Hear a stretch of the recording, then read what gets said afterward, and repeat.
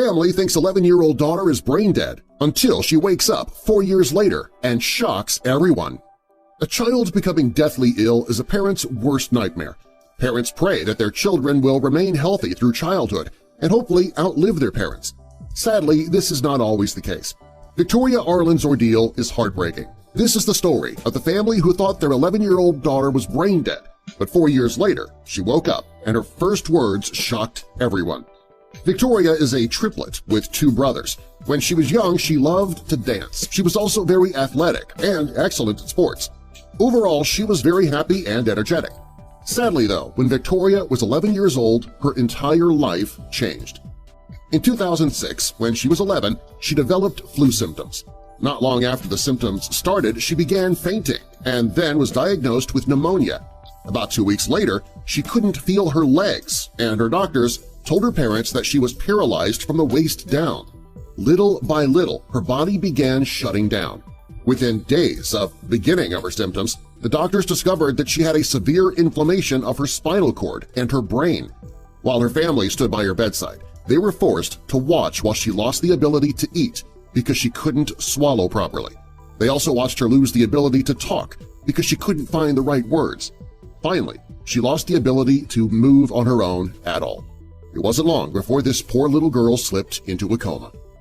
According to her parents, it was as though somebody had flipped a switch on the board that controlled her brain, and she was slowly slipping away from them. Soon, everything went dark and Victoria lay in a coma. For close to 4 years, Victoria remained in a coma. She was in a vegetative state, and the doctors were using a tube to feed her to keep her alive. When the ordeal began, the doctors told Victoria's parents that it was very unlikely that she would ever recover. Her mother Jacqueline thought that they had lost her for good. What her family and her doctors didn't know was that Victoria was still awake. She could hear her loved ones talking in the hospital room. About 2 years after slipping into the coma, she woke up mentally. She couldn't move her body or respond and react the way she wanted, but she could hear the people around her talking. Unfortunately, she wanted to react, but her body wouldn't let her. The saddest part was that she couldn't even tell her family and her doctors what was going on. The doctors finally discovered the disease that caused her brain and spinal cord to swell. She heard the doctors tell her parents that she was basically brain dead and that she would remain like this for the rest of her life. At that moment, she panicked. She wondered what would happen if her parents listened to her doctors. Instead, though, they believed in Victoria. They took her home and they set up a hospital room in her home in New Hampshire. Her parents took care of her. She had an older brother and the 2 brothers that made up the triplets all talking to her often. They let her know what was going on in the world. All of this talk inspired Victoria to get stronger and to fight for her life. The whole time, though, they never knew that she could hear anything that they were saying to her. Finally, in December 2009, her family got the miracle that they'd been praying for. It started when Victoria began making eye contact with her mother. After that, she gradually started coming out of her vegetative state. Soon, she was able to move a finger, and then she could wave at her family when they came in the room. Eventually, she was able to say words and then form sentences. She had basically been asleep for almost 4 years. In that time, a lot had happened. First, she began eating pudding on her own. It wasn't long before she could eat a steak on her own. It was her first steak in 4 years. She was also able to hold a smartphone for the first time. When she went into a coma, these phones weren't popular yet. Her brothers taught her all about Facebook, and they showed her what it meant to poke someone on the social media app. With all the progress she had made, she was still unable to move her legs. According to her doctors, the swelling in her brain and spinal cord had caused permanent damage. They told her that she would be paralyzed from the waist down for the rest of her life. Each time she saw a different doctor, they told her the same thing. They all agreed that she had to get used to using a wheelchair. It was the only way that she would ever get around on her own. Well, Victoria didn't want to believe it. She was sure that she would walk again despite what the doctors told her. While she had a positive attitude about her ability to walk, things weren't always easy.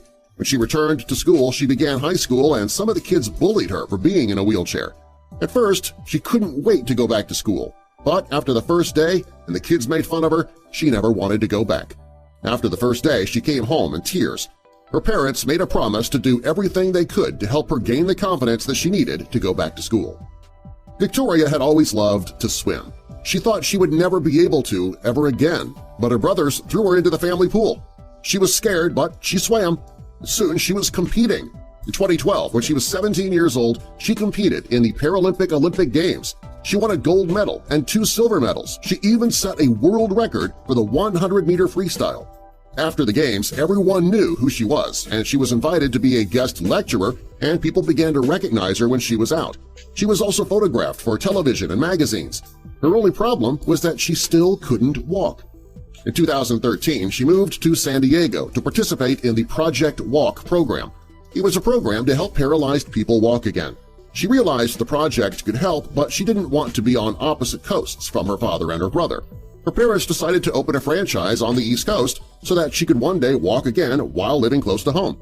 Her parents took a second mortgage out on the house to open a Project Walk in Boston. On November 11, 2015, Victoria took her first steps. Each day she trained for 6 hours, and finally, on March 3, 2016, she no longer needed crutches. She could walk on her own.